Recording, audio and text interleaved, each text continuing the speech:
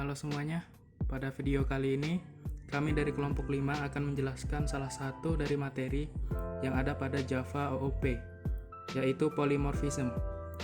Sebelumnya kami akan memperkenalkan anggota kelompok kami yang beranggotakan saya sendiri, Muhammad Farhan Rifani dengan NIM 084 akan menjelaskan mengenai beberapa materi dasar dari Java. Nama saya Rizky Jatutomo, NIM 1815015054. Saya menjelaskan tentang metode overloading dan overriding.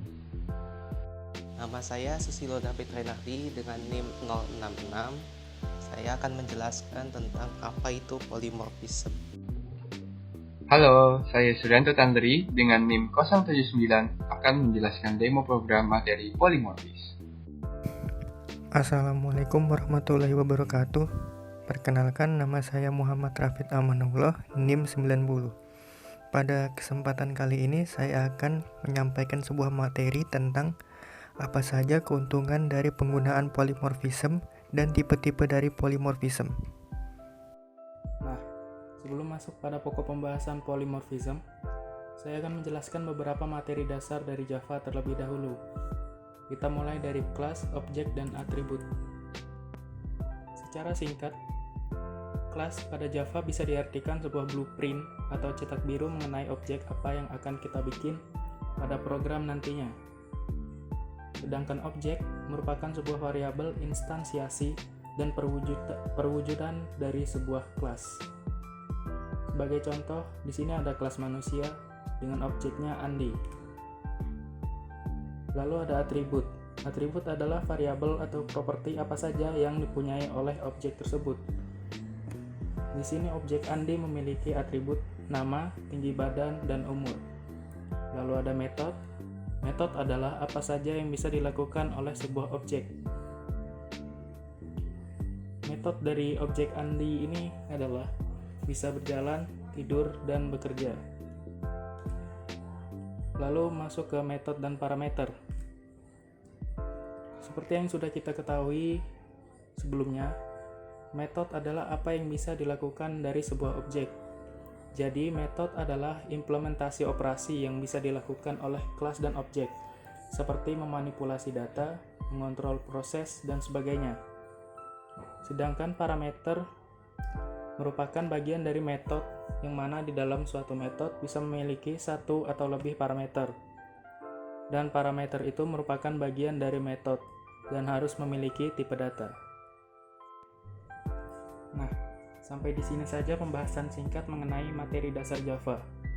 Kita akan langsung masuk ke pokok pembahasan materi, yaitu polymorphism, yang akan disampaikan oleh teman saya. Polymorphism berasal dari bahasa Latin, yaitu poly yang berarti banyak, dan morph yang berarti bentuk, sehingga polymorphism dapat berarti banyak bentuk. Maksudnya, yaitu kita dapat menimpa suatu metode yang berasal dari superkelas, di mana objek tersebut diturunkan sehingga memiliki kelakuan yang berbeda. Polymorphism dibagi menjadi dua prinsip. Prinsip pertama yaitu prinsip dalam biologi. Jadi dalam prinsip biologi, polymorphism merupakan sebuah keadaan di mana terdapat dua atau lebih fenotip yang berbeda berada pada suatu populasi atau habitat yang sama dan pada waktu yang sama. Di dalam prinsip PBO, polymorphism merupakan sebuah prinsip atau keadaan di mana kelas memiliki beberapa bentuk metode yang berbeda-beda meskipun memiliki nama yang sama. Contohnya, kita memiliki kelas lingkaran yang memiliki metode luas. Nah, di dalam kelas ini, polymorphism terjadi pada dua metode luas tersebut, di mana metode luas yang pertama memiliki tipe data float dan parameter float R. Sedangkan metode luas yang kedua memiliki tipe data double dan parameter double D. Selain itu, polymorphism juga memungkinkan perbedaan rumus dalam kedua metode tersebut. Jadi, polymorphism memungkinkan kita mencari hasil yang berbeda dengan menggunakan nama metode yang sama. Apa saja sih keuntungan dari penggunaan polymorphism itu? Yang pertama, dapat menggunakan kelas-kelas yang kita buat sebagai superkelas dan membuat kelas-kelas baru berdasarkan superkelas tersebut dengan karakteristik yang lebih khusus dari behavior umum yang dimiliki superkelas. Yang kedua, dapat membuat superkelas yang hanya mendefinisikan behavior namun tidak memberikan implementasi dari metode-metode yang ada.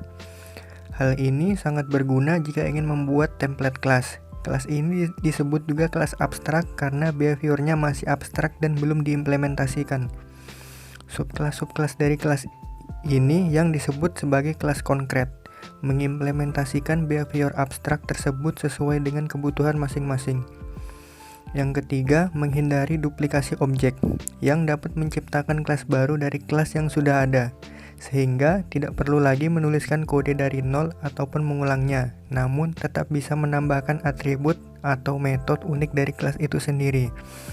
Dalam konsep yang lebih umum, seringkali polymorphism disebut dalam istilah satu interface banyak aksi. Pada dasarnya terdapat dua macam polymorphism pada Java. Yang pertama adalah compile time polymorphism dan yang kedua adalah runtime polymorphism. Compile time polymorphism sendiri atau static polymorphism itu digunakan dengan menggunakan metode overloading. Sementara runtime polymorphism itu digunakan dengan menggunakan metode overriding. Untuk lebih mengetahui tentang metode overloading dan overriding akan dijelaskan pada materi selanjutnya. Baik, selanjutnya kita akan membahas tentang metode overloading dan overriding.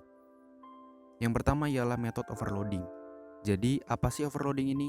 Nah, simpelnya overloading adalah suatu metode yang berada pada satu kelas dengan nama yang sama, namun tipe data dan parameternya berbeda. Nah, gimana tuh maksudnya? Nih contohnya. Terdapat dua metode dengan nama yang sama, yaitu metode jumlah yang berisi sebuah operasi penjumlahan.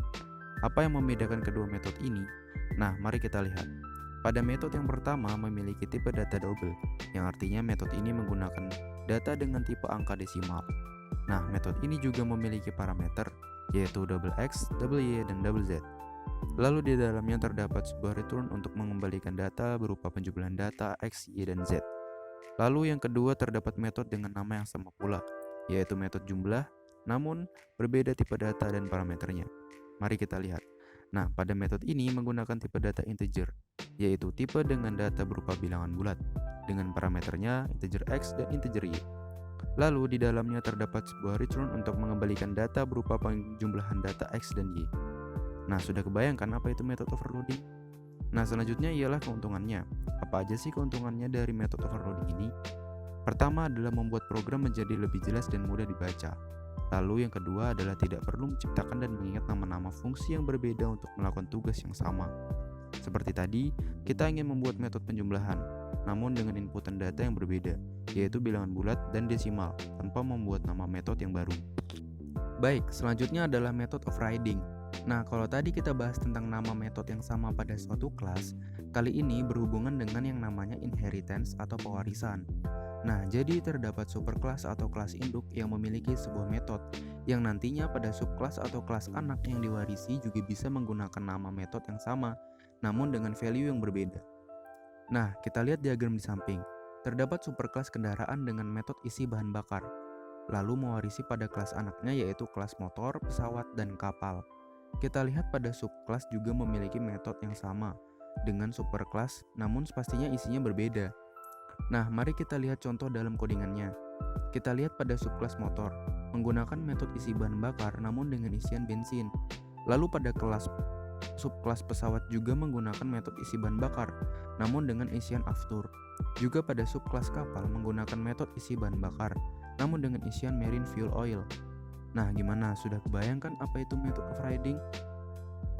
Jadi, superkelas punya metode yang nama metodenya bisa dipakai sama subkelasnya, walaupun nantinya isi dari fungsinya berbeda-beda. Dan ingat, jangan lupa menggunakan sebuah annotation at override sebelum metode overridingnya. Sebenarnya tidak wajib menggunakannya, namun lebih baik jika kita menggunakannya. Kenapa begitu? Karena ada manfaatnya, yaitu ketika tidak menggunakan annotation tersebut, maka saat kita sebagai programmer melakukan kesalahan penulisan nama metode atau parameter pada subkelas, compiler menganggapnya sebagai sebuah metode baru, atau metode tersebut berperilaku sebagai metode baru, bukan sebagai metode yang di-override. Namun jika kita beri annotation tersebut, Ketika terjadi kesalahan, maka kita akan diberitahu bahwa metode yang kita override bermasalah. Nah, jadi gitu teman-teman, pentingnya menggunakan intention at override ini. Apalagi kode yang kita tulis sudah sangat banyak. Selanjutnya ialah keuntungan dari metode override ini. Pertama yaitu superclass tidak mengalami perubahan kode ketika subclass menggunakan metode yang diwarisi. Yang kedua ialah mempermudah programmer dan efisiensi program. Gimana nih teman-teman? Udah paham apa yang dimaksud dengan overloading dan overriding? Mungkin belum terlalu ya, tapi setidaknya sudah mulai mengenal dan ada bayangan. Untuk lebih paham lagi, mari kita lihat pada demo program yang sesungguhnya. Halo teman-teman, sebelum kita membuat program untuk penerapan materi polimorfis, ada baiknya kita memberikan gambarannya terlebih dahulu. Jadi di dalam program ini nantinya kita akan membuat dua contoh kasus. Yang pertama, kita membuat 3 kelas, yaitu kelas kendaraan yang akan bertindak sebagai parent class, kemudian akan menurunkan sifatnya kepada kelas kendaraan darat dan kelas kendaraan laut. Nah, di dalam kelas kendaraan daratnya akan ada metode overriding, dan di dalam kelas kendaraan laut ini akan ada metode overloading.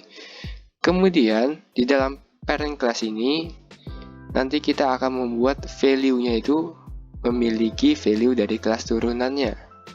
Itu untuk contoh pertama. Untuk contoh kedua, kelas kendaraan yang tadinya parent class, kita akan coba untuk membuat menjadi subclass dari kelas informasi. Jadi, kelas informasi inilah nanti yang akan menjadi parent class dari kelas kendaraan. Bagaimana contoh programnya? Mari kita simak bersama. Oke, kita langsung lanjut saja ke demo program untuk penerapan materi polimorfis kasus yang pertama tadi. Oke, di sini saya sudah mempunyai kelas UAS. Ini biarkan saja biar menjadi kelas mainnya nanti. Jadi kita langsung saja buat kelas parentnya.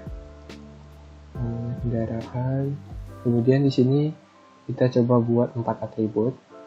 Misalnya string jenis, string tipe, int harga, int tahun. Kemudian kita coba insert code, kita setterkan, kita nyalakan centang semua, kemudian kita kapsulasi fields-nya, kemudian kita generate. Kemudian kita coba buat dua fungsi buatan. Misalnya kita public void jenis. Misalnya di sini kita isi value-nya di file.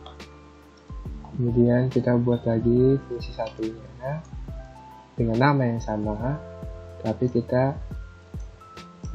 berikan parameter. Nah, ini fungsi buatan yang kita buat ini termasuk dengan overloading. Jadi kita kasih value-nya supaya kita bedakan, kita kasih default 1. Kemudian nanti misalnya kita ingin menerapkan setnya itu di harga. Berarti nanti kita panggil di sini itu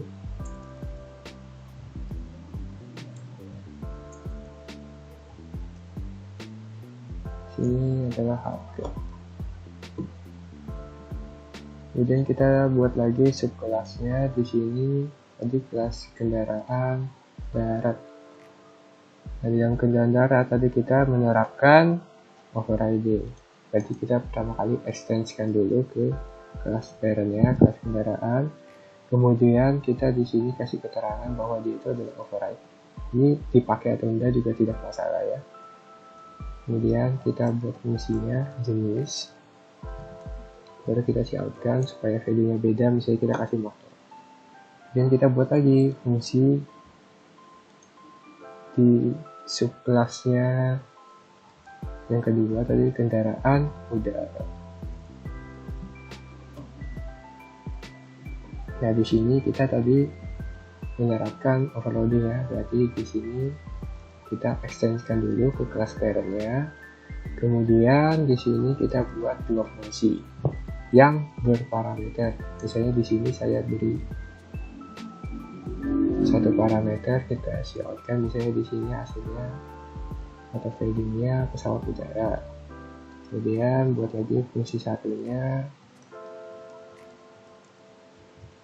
kita kasih parameternya 2.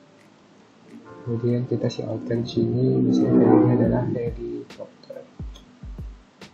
Oke, sekarang kita coba panggil value-nya dari kelas-kelas itu ya, dengan menerapkan materi polimorfis ini.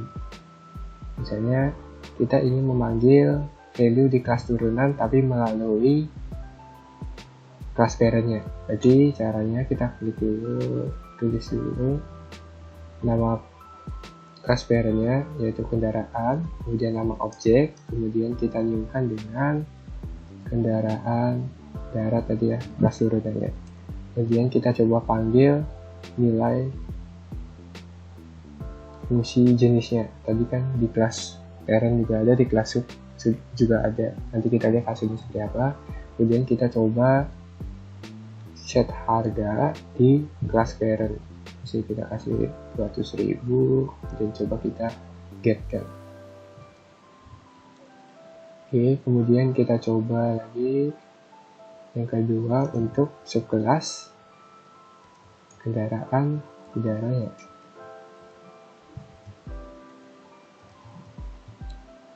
Jadi di sini kita panggil fungsi ini, kita isi value C1 sama 2 saja. Ini nama objeknya harus di. Oke, coba kita run. Hasilnya objek jenis yang pertama ini adalah motor. Kenapa bisa?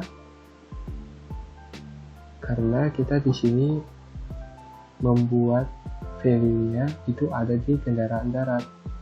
Kita nyimpan kendaraan darat, walaupun di kelas parent UAS tadi, jadi kendaraan tadi ada fungsi yang sama namanya, tetapi karena kita memanggil value-nya di kendaraan darat, maka yang muncul adalah motor.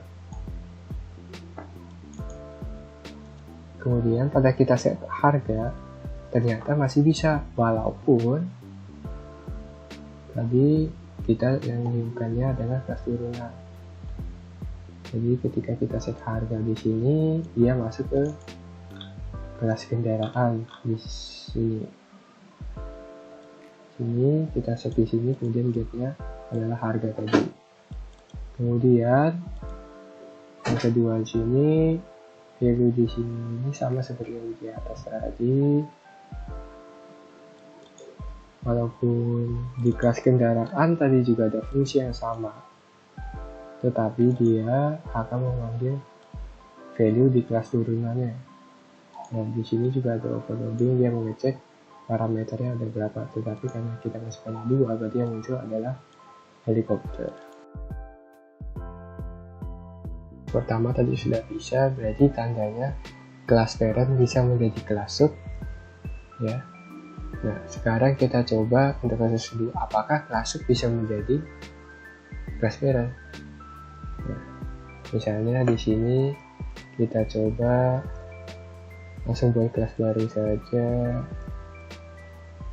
Misalnya nama kelasnya adalah informasi. Kemudian di kelas informasi ini tetap kita extendkan terhadap kelas parentnya masih. Kemudian kita buat di sini fungsi baru informasi, tapi value-nya di sini adalah kelas parentnya beserta nama objeknya. Kemudian kita cout kan di sini, misalnya get jenis, kemudian get tahun, kemudian get tipe. Oke, sekarang kita coba panggil, kita buat lagi kelas baru, objek baru maksudnya, kemudian kita setkan jenisnya adalah mobil, kemudian tahunnya 2000, kemudian tipenya misalnya adalah Fortuner. Oke, sekarang kita coba panggil, berarti kita buat lagi di sini objek baru,